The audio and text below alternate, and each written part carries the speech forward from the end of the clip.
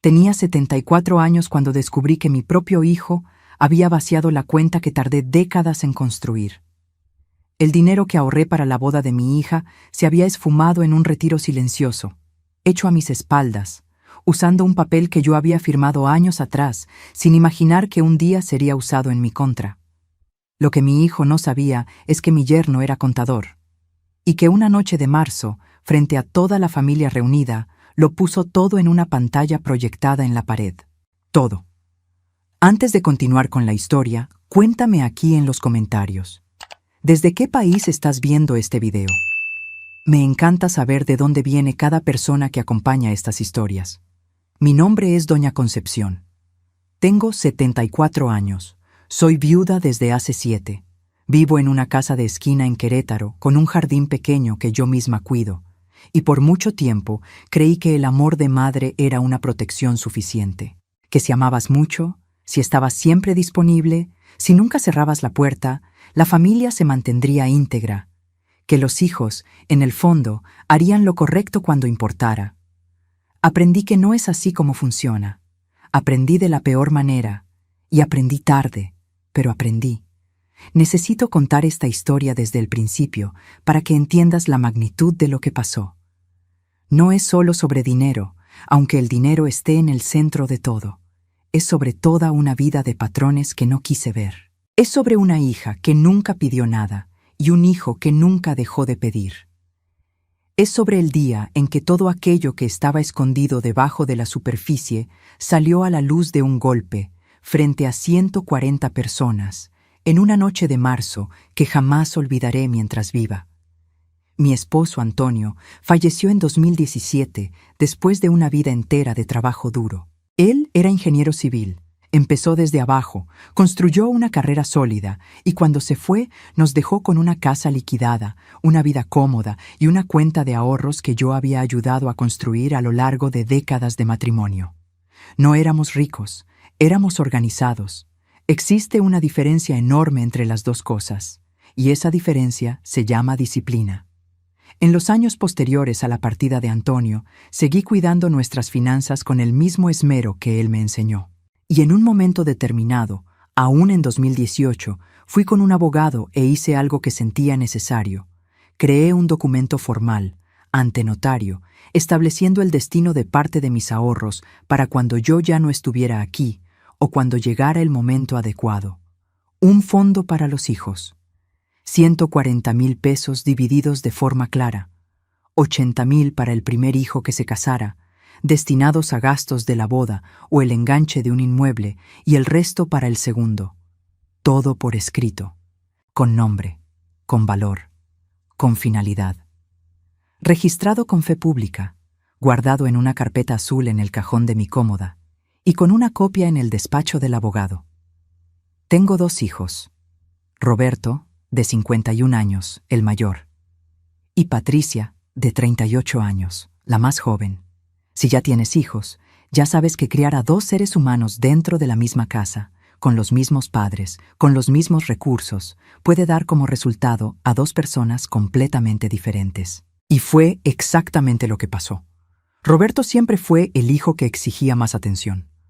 No de una forma infantil, sino de una forma adulta, que es más difícil de nombrar. Siempre tenía un proyecto, siempre tenía una idea, siempre tenía una situación que necesitaba un empujoncito. Abrió una empresa cuando tenía 30 años, le fue mal, cerró. Intentó una franquicia a los 35, necesitó ayuda para pagar las cuentas, yo lo ayudé. Tuvo problemas con un socio a los 40, necesitó un abogado, yo lo ayudé. Cada vez lo ayudaba diciéndome a mí misma que era la última vez. Cada vez él lo aceptaba como si fuera lo esperado. Patricia era diferente desde siempre. Estudió con beca, pagó sus propias cuentas desde que se graduó. Nunca me pidió dinero más allá de lo necesario cuando estaba en la universidad. Trabajó como enfermera en un hospital público por 15 años. Hizo una especialidad. Construyó su propia vida con sus propias manos. El tipo de persona que miras y sientes orgullo de una forma silenciosa. ¿Sabes? Ese orgullo que a veces no decimos porque creemos que la persona ya sabe que está ahí. Pero tal vez ella no lo sabía. Tal vez yo no lo había dicho con suficiente claridad. En septiembre de 2023, Patricia me llamó con la voz diferente. Esa voz que una madre reconoce porque es la voz que el hijo usa cuando está feliz de verdad, no de una forma cotidiana, sino de una forma que cambia algo. Eduardo, su novio de 3 años, le había pedido matrimonio. Él había ido a su casa una tarde de domingo, había preparado una cena sencilla y al final había puesto un anillo en la mesa que había sido de su abuela. Ella dijo que sí. Lloré cuando me lo contó. Lloré de una forma que me tomó por sorpresa. Ese llanto que viene del fondo, que lo carga todo junto. La alegría, la nostalgia de que Antonio no estaría ahí para verlo. El alivio de ver a mi hija feliz con alguien que la merece. Eduardo me caía bien desde que apareció en su vida. Era un hombre de palabras medidas y acciones consistentes, del tipo que te mira a los ojos cuando te habla, que llega a tiempo, que cuando dice que van a hacer algo, lo hace. Era contador de profesión, metódico, cuidadoso con los números de los que guardan documentos. En aquel entonces yo no sabía cuánto iba a importar esa característica suya. Patricia me dijo que querían casarse en marzo de 2024, una tarde de primavera con el cielo despejado. Ya habían visitado algunos lugares y le habían echado el ojo a una hacienda a 40 minutos de Querétaro, con un jardín grande, un árbol antiguo en el centro y capacidad para 150 personas. El apartado era de 8,000 pesos, no reembolsables, y lo iban a pagar de su propio bolsillo. Cuando ella me contó eso, sentí que era el momento que había planeado cuando hice aquel documento años atrás. El fondo existía exactamente para eso, para el primer hijo que se casara, y era Patricia. Llamé a Roberto para contarle la noticia y decirle que iba a liberar la parte del fondo destinada a Patricia. Se quedó callado por unos segundos del otro lado de la línea. Después dijo que le parecía precipitado, que el matrimonio era una decisión seria, que tal vez valdría la pena esperar para estar seguros de que iba a funcionar. Me extrañó un poco el comentario, pero no le di importancia. Roberto siempre tenía opinión para todo.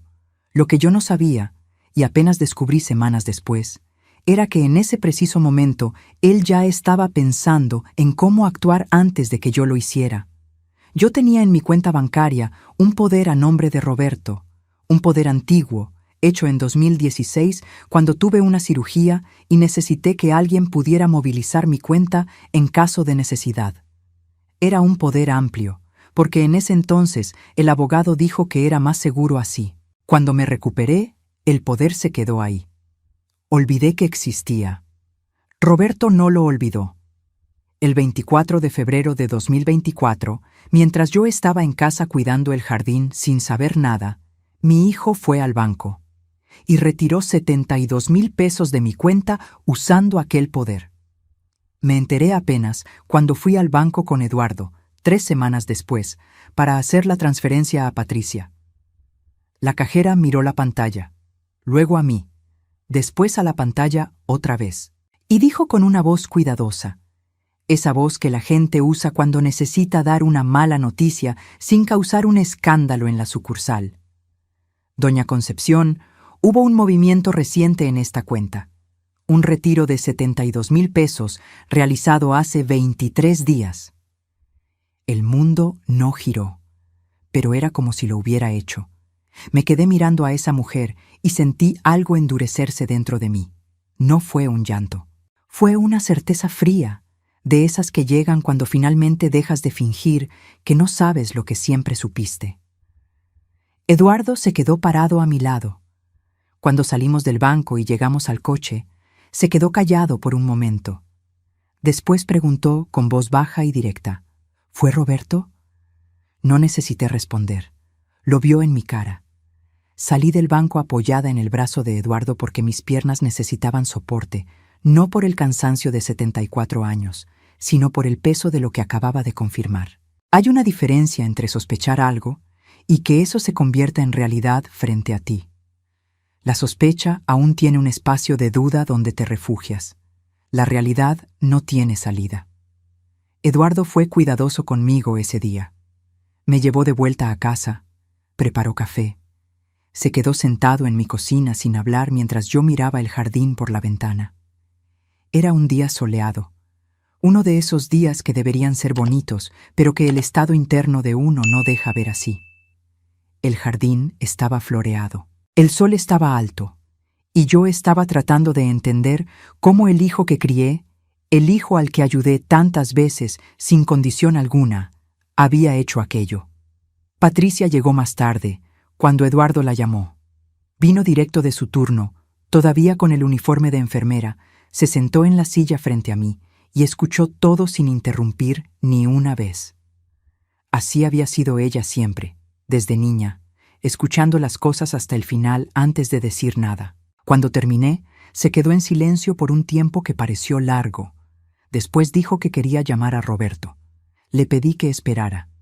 No por debilidad, no porque todavía quisiera proteger a Roberto en ese momento, sino porque me había pasado la vida entera teniendo conversaciones difíciles con mi hijo al calor de la emoción, y esas conversaciones nunca llegaban a nada.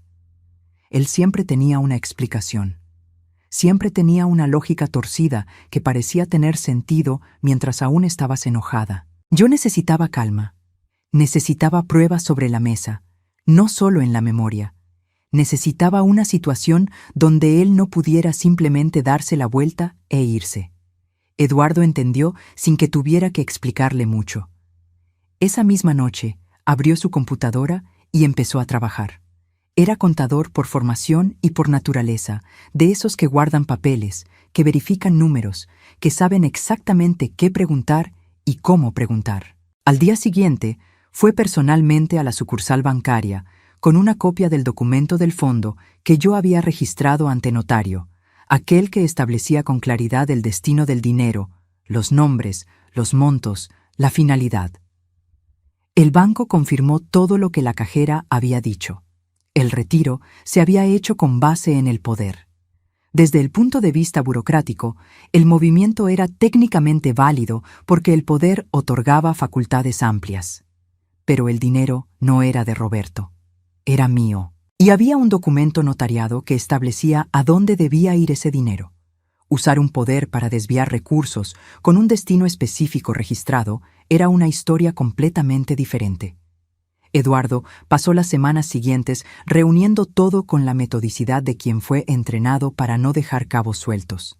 El estado de cuenta con la fecha y el monto del retiro, la copia del documento del fondo con los nombres y montos resaltados, la copia del poder con la fecha en que fue emitido y las facultades que confería, registros de llamadas, y luego los mensajes de texto que fui encontrando en mi celular cuando empecé a releer la conversación con Roberto de los últimos meses con otros ojos.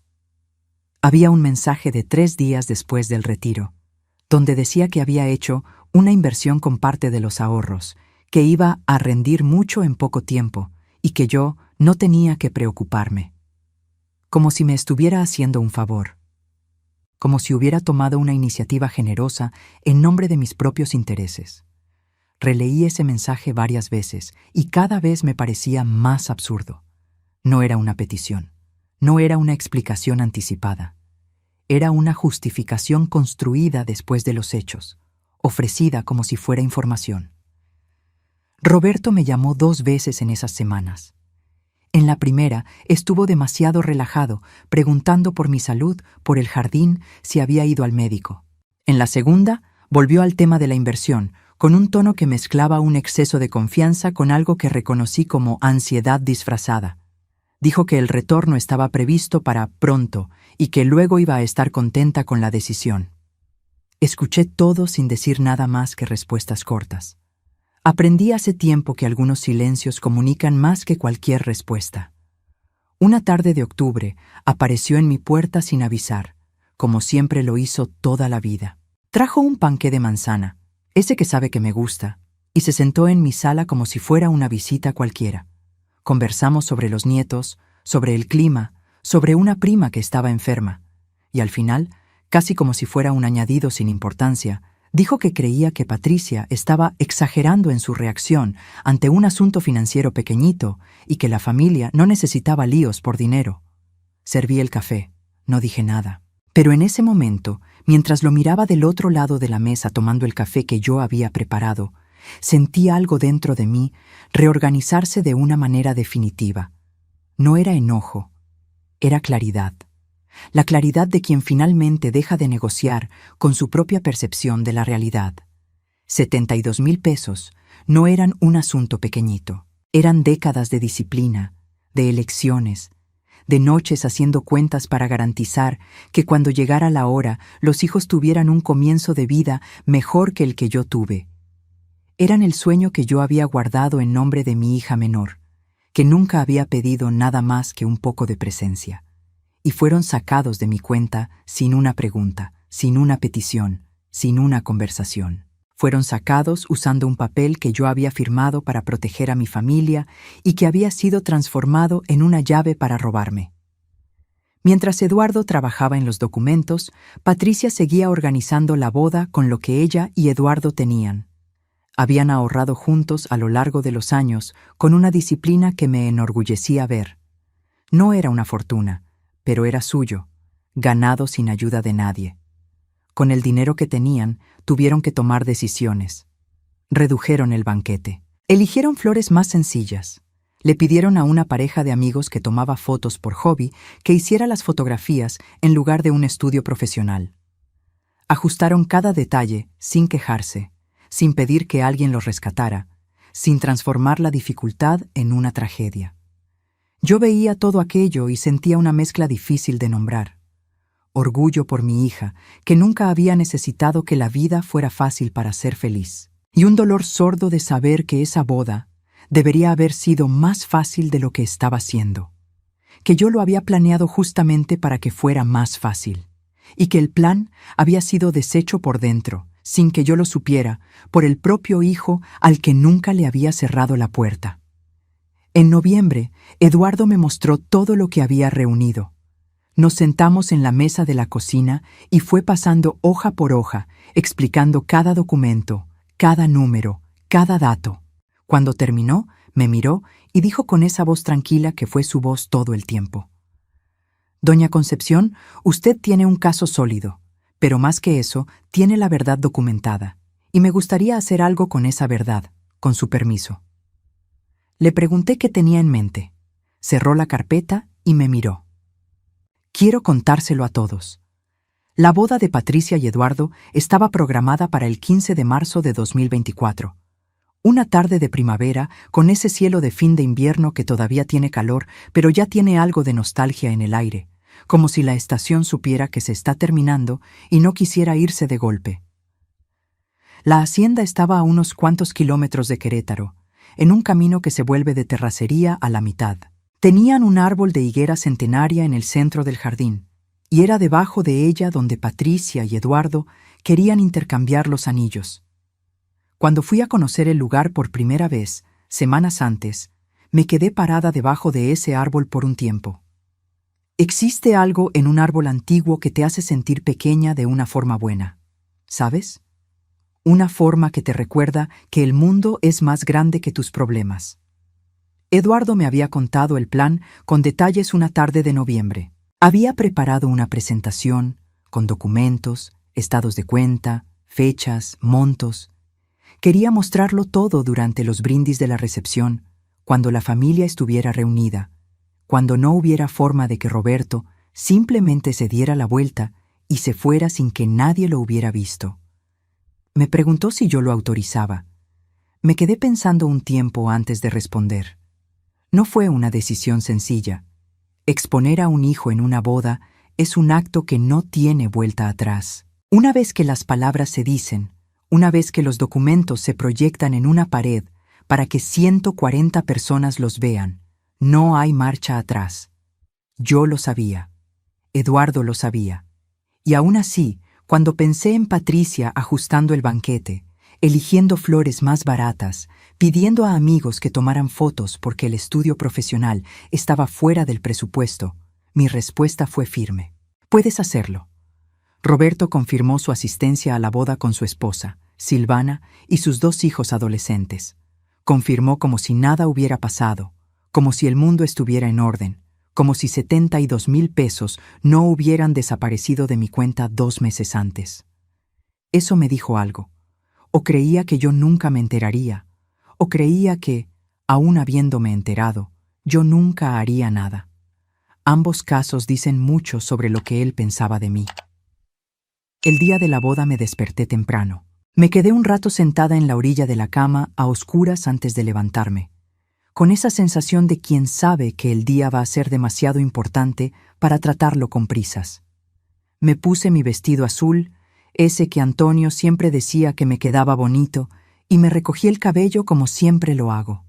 Tomé el collar de perlas que había sido de mi madre, el mismo que le había dado a Patricia para que lo usara en la ceremonia. Nos quedamos un momento con él en las manos antes de que ella se lo colgara al cuello. La hacienda estaba transformada cuando llegué. Mesas con manteles de lino blanco, velas bajas en el centro, guirnaldas de hojas verdes hechas por las amigas de Patricia la víspera. Series de luces que cruzaban el jardín de un extremo a otro, todavía apagadas porque era de día, pero que de noche iban a hacer que todo pareciera suspendido en el aire. Sencillo, bonito de una forma que nace de la intención, no del presupuesto. La ceremonia empezó a las 4 de la tarde. Patricia entró del brazo de una amiga de la infancia porque yo, con mis rodillas, preferí quedarme sentada en la primera fila para no arriesgarme a una caída en el momento equivocado. Pero mis ojos no se apartaron de ella mientras cruzaba el camino de piedras hasta la higuera. Llevaba un vestido color marfil, sencillo, con la cintura marcada y la falda con vuelo, el collar de perlas brillando en su cuello. Cuando pasó junto a mí, se agachó y me besó la frente sin decir nada, y yo sostuve su mano por un segundo antes de dejarla ir. Eduardo estaba debajo de la higuera con los ojos llorosos y una expresión que reconocí como la de alguien que llegó a donde quería llegar. Intercambiaron votos que ellos mismos habían escrito, sin adornos, palabras directas, de las que tienen peso propio. Escuché cada sílaba. Roberto estaba en una mesa en medio del jardín con Silvana y los muchachos. Vi cuando me miró una vez durante la ceremonia. Desvié la mirada. La cena empezó a las 6:30. Mesas llenas, voces superpuestas, el ruido característico de familia reunida que siempre he amado, ese caos organizado de quien está cómodo en el mismo espacio. El DJ tocaba bajito durante la comida, esas canciones que nadie pidió pero que todos conocen.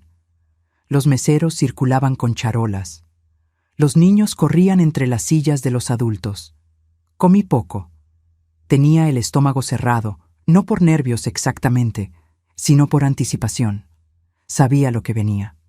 Eduardo me había dicho que sería durante los brindis, después de las palabras del padrino y la madrina. Estuvo tranquilo durante toda la noche, esa calma de quien pasó semanas preparándose para un solo momento, y ya no tiene dudas sobre lo que va a hacer. A las 8:40, habló el padrino.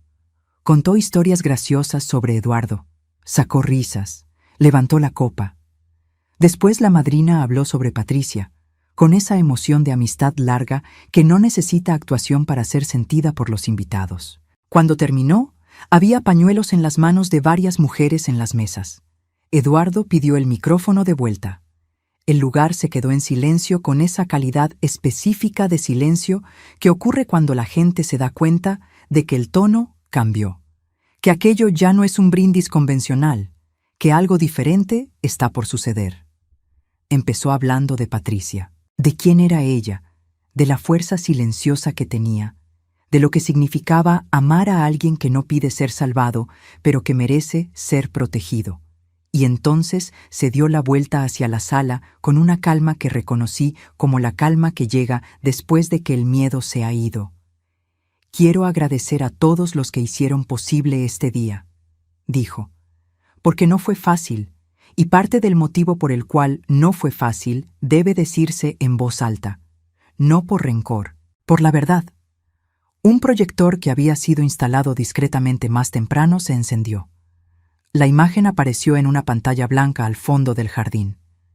Y todo comenzó. La primera diapositiva era una foto antigua, blanco y negro, ligeramente descolorida. Antonio y yo en un día soleado, jóvenes, en un jardín que ya no existe. Eduardo dijo, con voz firme y sin prisa. Esta historia comienza aquí, con una mujer que pasó décadas ahorrando dinero no para ella misma, sino para sus hijos, para el futuro de quienes amaba. El jardín estaba completamente en silencio. Hasta los niños, que poco antes corrían entre las mesas, se habían detenido sin saber muy bien por qué. Segunda diapositiva. Era una reproducción del documento notariado, aquel que yo había hecho en 2018, con los nombres de los beneficiarios resaltados en amarillo. Patricia Oliveira Méndez. 80,000 pesos destinados al primer hijo en casarse, para gastos de boda o enganche de inmueble. Eduardo leyó el fragmento en voz alta, despacio, dejando que cada palabra aterrizara. Tercera diapositiva. Estado de cuenta bancario. Fecha: 24 de febrero de 2024. Monto del retiro: 72,000 pesos. Nombre en el movimiento: Roberto Oliveira Méndez, vía poder de terceros. Escuché un sonido que venía de la mesa donde estaba sentado Roberto. No alcancé a ver su cara porque estaba mirando la pantalla, pero escuché la silla rechinar. Silvana dijo algo bajito. Eduardo continuó sin desviar la mirada. 72,000 pesos retirados de la cuenta de doña Concepción usando un poder antiguo, emitido para fines de salud en 2016 y nunca revocado. El retiro se hizo 23 días antes de la boda, sin comunicación previa a Patricia, sin comunicación previa a doña Concepción antes de que ocurriera. Lo que hubo después fue un mensaje de texto diciendo que se había hecho una inversión y que el dinero regresaría. Siguiente diapositiva. El mensaje de texto en la pantalla. El mensaje de Roberto diciendo que no tenía que preocuparme porque era dinero que iba a volver. Eduardo lo leyó en voz alta. Cada palabra. Una mujer en la mesa del fondo dijo, ¡qué barbaridad!, en una voz que claramente no planeaba que todos escucharan, pero se oyó. Eduardo pasó a la siguiente diapositiva. Una tabla sencilla, con números claros. ¿Cuánto habían ahorrado Patricia y Eduardo juntos a lo largo de los años? ¿Cuánto habían gastado en la boda? Lo que habrían podido hacer con el valor completo del fondo, sin el retiro. Y en la última línea, en rojo, el monto que había desaparecido. 72,000 pesos. Patricia no se quejó, dijo Eduardo, y su voz era un poco más baja ahora, el tipo de tono bajo que hace que todos presten aún más atención. Ella no canceló la boda, no hizo drama, ajustó todo, cortó lo que pudo cortar y construyó este día con lo que quedó. Eso es lo que ella es, y es por eso que quiero que todos aquí sepan lo que pasó, no para destruir a nadie. Hizo una pausa, sino porque la verdad merece ser dicha en voz alta. Eduardo dejó el micrófono, tomó 3 carpetas de color paja que estaban debajo de la mesa y dijo que quien quisiera copias de los documentos para cualquier fin podía hablar con él después. Luego caminó hacia Patricia, se sentó a su lado y tomó su mano entre las suyas. Patricia tenía los ojos llenos de lágrimas, pero no lloraba. Miraba a Eduardo con esa expresión que solo vi una vez antes, en el rostro de mi propia madre, en un momento que se quedó grabado en mí para siempre. La expresión de quien se siente, por primera vez, completamente visto. El silencio duró tal vez 10 segundos. Entonces la hermana de Eduardo, una mujer de mediana edad que estaba sentada cerca de mí, se levantó y empezó a aplaudir. Despacio primero, luego más rápido. Entonces la cuñada de Patricia se levantó, después la madrina. Luego, mesa por mesa, persona por persona, 130 y tantas personas se levantaron en un aplauso que no fue ensayado ni planeado. Fue genuino, de ese tipo que ocurre cuando la gente presencia cómo se nombra una injusticia en voz alta y sienten un alivio colectivo por no tener que fingir más que no lo vieron. Roberto se salió antes de que los aplausos terminaran. Lo vi levantarse de la silla, decirle algo a Silvana y salir los dos por la puerta lateral de la hacienda con sus 2 hijos adolescentes detrás. El mayor, antes de salir, me miró. Tenía 16 años en ese rostro, y había en esa mirada una vergüenza que no era suya, era heredada, y una tristeza que todavía no sabía nombrar. Yo me quedé sentada. La hermana de Eduardo vino a sentarse a mi lado.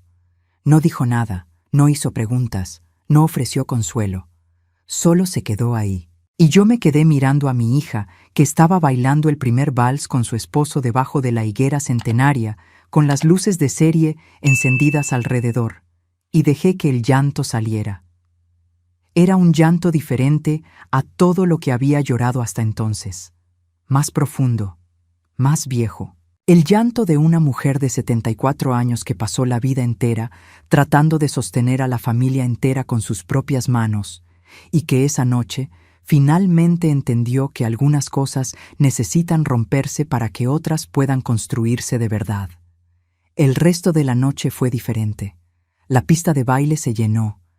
La gente necesitaba sacar algo, y la música y el movimiento fueron la salida. Las risas fueron más ruidosas. El baile fue más intenso. Alguien improvisó un segundo brindis al final de la noche. Algo espontáneo que arrancó aplausos y lágrimas al mismo tiempo. Me quedé hasta casi la medianoche. Eduardo me llevó a casa, y en el coche nos quedamos un rato en silencio antes de que hablara. ¿Está bien, doña Concepción? Respondí que sí, y era verdad. En los días que siguieron a la boda, el teléfono no paró. Primos que no veía hacía años, cuñados que rara vez daban noticias, una vecina que conoce a Roberto desde que era niño y que llamó diciendo que estaba impactada y que nunca se lo habría imaginado. La gente tiene una capacidad curiosa de aparecer después de que la tormenta pasó. De repente, todo el mundo quiere saber cómo estás, todo el mundo quiere posicionarse, todo el mundo necesita que sepas que están de tu lado. Durante la tormenta, la mayoría estuvo callada. Roberto me llamó el lunes. Contesté. Empezó diciendo que Eduardo había armado un circo innecesario, que aquello había sido una humillación pública para una familia que no se lo merecía, que la gente iba a hablar y que su reputación estaba siendo destruida por culpa de una situación que él estaba resolviendo. Y entonces dijo una frase que todavía hoy resuena en mi memoria cuando pienso en ese periodo. Mamá, después de todo lo que he hecho por ti a lo largo de los años, ¿este es el trato que me merezco? Me quedé callada unos segundos. Después hablé, con una calma que yo misma no esperaba tener. Roberto, lo que hiciste a lo largo de los años fue lo que un hijo hace. Lo que hiciste en febrero fue usar un papel que firmé para ayudarte, para tomar lo que no era tuyo. Son cosas diferentes. Se quedó en silencio. Después colgó. Eduardo, esa misma semana, ya estaba en contacto con una abogada especializada en derecho familiar. El caso era técnicamente específico porque el poder era formalmente válido, pero el documento del fondo notariado establecía el destino del dinero con claridad inequívoca, y usar un poder para desviar recursos con un destino registrado configuraba un abuso de confianza. La abogada fue directa. Era un caso sólido. La decisión de proceder era mía. Patricia me preguntó una tarde, con esa voz cuidadosa suya, si de verdad quería entablar un proceso contra mi propio hijo. No fue una pregunta que me juzgara, fue una pregunta genuina, del tipo que solo una persona que te ama de verdad tiene el valor de hacer. Me quedé un tiempo pensando antes de responder. Demandar a un hijo no es una decisión que una madre tome de forma automática. Implica atravesar algo que pasaste la vida entera tratando de evitar. Implica reconocer que el hijo que criaste es capaz de cosas que preferirías no saber. Implica renunciar a una versión de la familia que solo existía en tu cabeza y que tal vez nunca existió de verdad. Pero los 72,000 pesos no habían regresado. La inversión que iba a rendir mucho no había rendido nada. Roberto no se había disculpado. Había llamado para defenderse y culpar a Eduardo. Había tratado su propio robo como si fuera una divergencia de interpretación. Le dije a la abogada que procediera. La demanda se presentó en abril. Abuso de confianza, uso indebido de poder con finalidad distinta a la establecida, violación de documento notariado. La petición incluía la devolución íntegra de los 72,000 pesos, actualización por inflación y daños morales. La abogada estimó un acuerdo de entre 95,000 y 110,000 pesos si Roberto optaba por no ir a juicio. Durante las semanas siguientes, los intentos de presión llegaron de varios ángulos. Por Silvana, que me llamó diciendo que los muchachos estaban sufriendo y que las peleas de familia destruyen a todos. Por un primo lejano que se sintió con el derecho de llamarme diciendo que a la familia no se le demanda. Por una cuñada que mandó un mensaje diciendo que Antonio nunca habría querido esto. Cada mensaje tenía el mismo sabor, el intento de poner en mí la responsabilidad de lo que Roberto había hecho. Como si el problema fuera que yo lo hubiera descubierto y reaccionado, y no que él hubiera sacado el dinero. Escuchaba. No retrocedía. La mediación ocurrió en junio, en una oficina comercial neutra en el centro de Querétaro.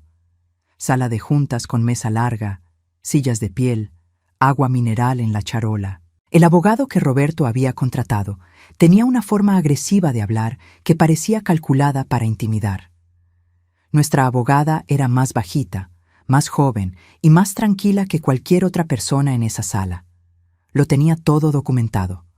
Cada número, cada fecha, cada contradicción en las versiones que Roberto había dado a lo largo de los meses. Estuvimos en salas separadas todo el tiempo. El mediador, un abogado retirado con voz pausada y mirada de quien ya ha visto de todo, iba y venía entre los dos grupos. Fueron 4 horas que parecieron más largas de lo que eran. A las 2 de la tarde llegó la oferta, 98,000 pesos. Devolución del monto original más actualización, sin el valor total de los daños morales, pero la abogada me explicó con honestidad que era un acuerdo justo considerando el tiempo y el desgaste de llevarlo a juicio. Había una condición de su parte, que yo firmara un convenio acordando no hacer declaraciones públicas adicionales sobre el caso. Acepté la condición, y añadí una mía, una disculpa por escrito, firmada, reconociendo lo que había pasado. No una disculpa genérica, una que nombrara lo que él había hecho. 30 minutos de espera. El mediador regresó. Aceptaban.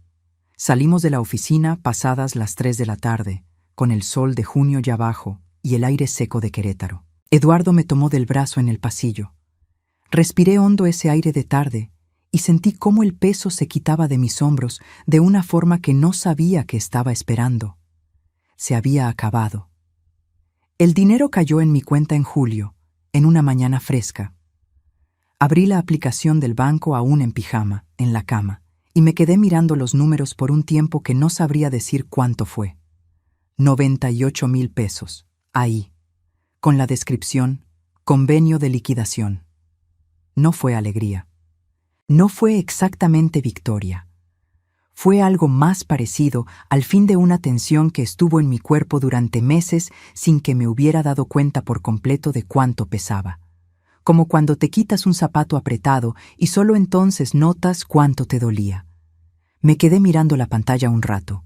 Después me levanté, hice café, me senté en la mesa de la cocina con la ventana abierta hacia el jardín y me quedé pensando en Antonio, en los años que nos tomó ahorrar ese dinero.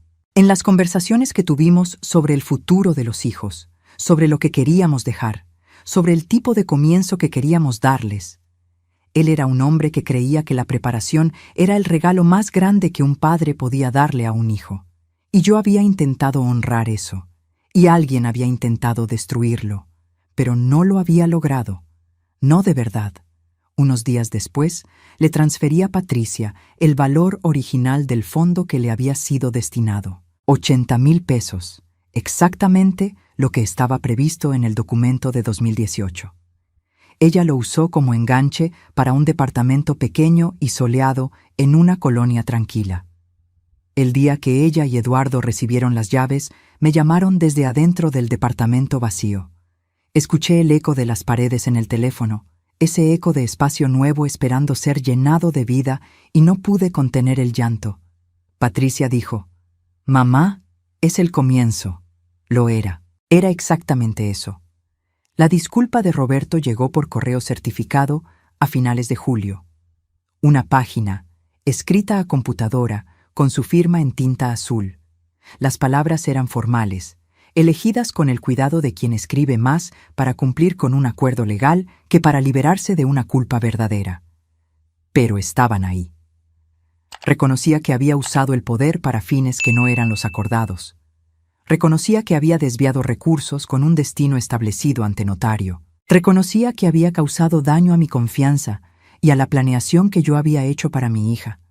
La leí una vez. La doblé con cuidado. La guardé en un cajón de la cómoda de mi cuarto, debajo de fotos antiguas de Antonio. Nunca respondí. Roberto y yo pasamos 8 meses sin hablar. No fue un silencio lleno de tensión reprimida, del tipo que hay antes de las peleas. Fue un silencio limpio.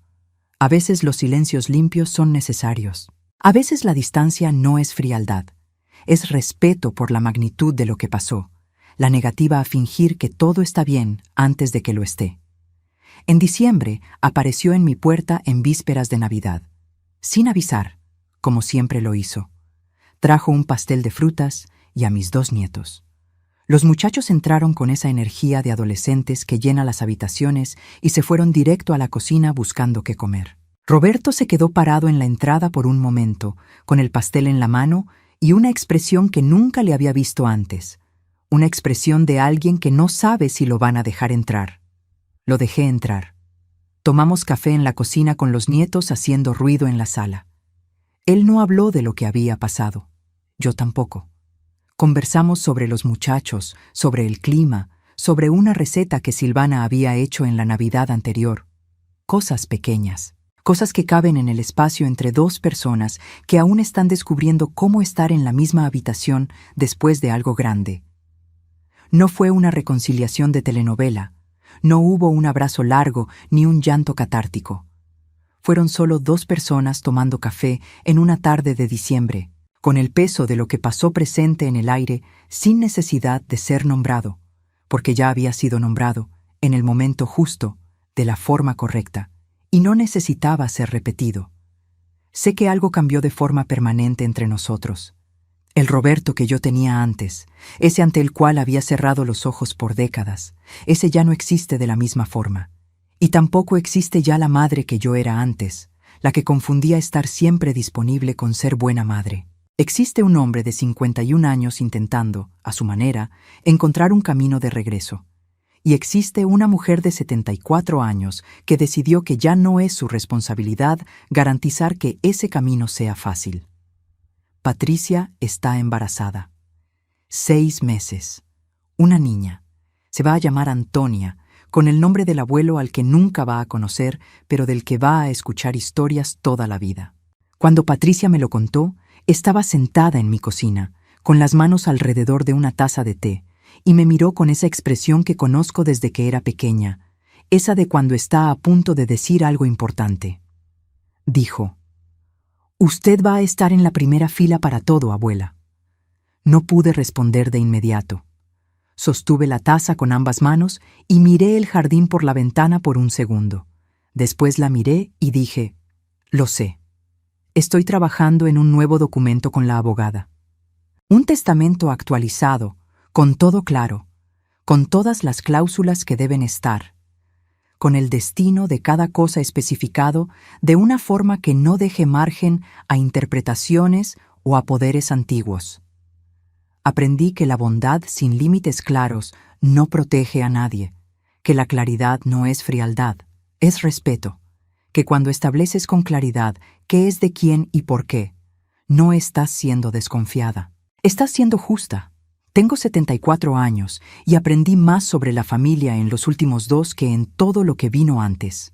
Aprendí que amar a un hijo no significa encubrir lo que hace mal.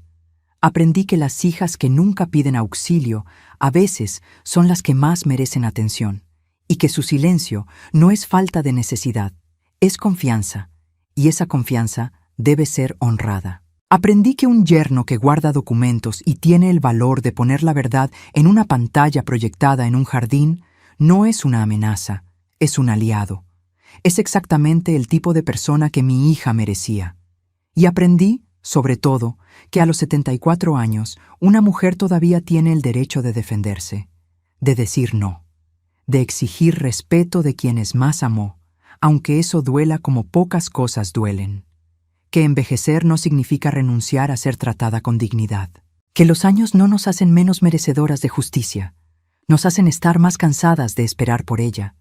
El cuarto de Antonia ya se está preparando, paredes color arena, una cuna blanca, una ventana por donde entra el sol de la mañana. Patricia me mandó una foto ayer. Me quedé mirando un rato esa pantalla pequeña, viendo ese cuarto que un día va a estar lleno de una persona nueva que no va a saber nada de esto, que va a crecer sin cargar el peso de estas historias, que va a conocer el amor de la familia a través de las versiones buenas de ella, a través de las comidas de domingo, de las historias del bisabuelo Antonio, del jardín de la bisabuela Concepción con las flores que cuido hasta hoy. Esa es la herencia que quiero dejar ahora. No solo dinero, claridad, dignidad, el ejemplo de una mujer que fue traicionada por su propia familia y que no se quedó callada, que documentó, que buscó ayuda, que se defendió, que incluso después de todo no cerró la puerta por completo, porque cerrar la puerta por completo sería dejar que el odio ganara, y el odio no merece ganar nada. Si estás pasando por algo parecido, si alguien en tu familia está usando el amor que les tienes como palanca, usando la culpa para manipularte, usando el cansancio emocional para hacer que renuncies a lo que es tuyo, escucha a una señora de 74 años que aprendió de la forma más difícil. Documenta todo. Guarda los papeles. Conoce tus derechos. Encuentra a una persona de confianza que te ayude a ver lo que el amor a veces no deja ver. Y no confundas el silencio con la paz. La paz de verdad tiene otro sabor. Y tú mereces probarla. Sigo viviendo en la misma casa de esquina en Querétaro. El jardín está floreado este mes. Hay una cuna blanca esperando en una casa a algunos kilómetros de aquí. Y hay una mujer de 74 años que aprendió, tarde pero a tiempo, que la familia más importante es la que te respeta cuando no estás mirando. Esta es mi historia. Pasó de verdad.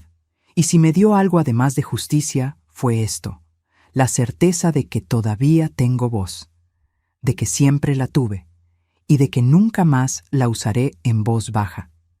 Si esta historia te conmovió, hazme un favor enorme. Suscríbete al canal, deja tu like aquí abajo y cuéntame en los comentarios qué te pareció. Cada comentario, cada like, cada suscripción ayuda a que esta historia llegue a más personas que tal vez necesiten escuchar esto hoy. Y si quieres ser parte de una comunidad que valora estas historias, considera unirte como miembro del canal. Los miembros tienen acceso a contenidos exclusivos y forman parte de algo más grande. Haz clic en el botón de Unirse. Te esperamos con mucho cariño.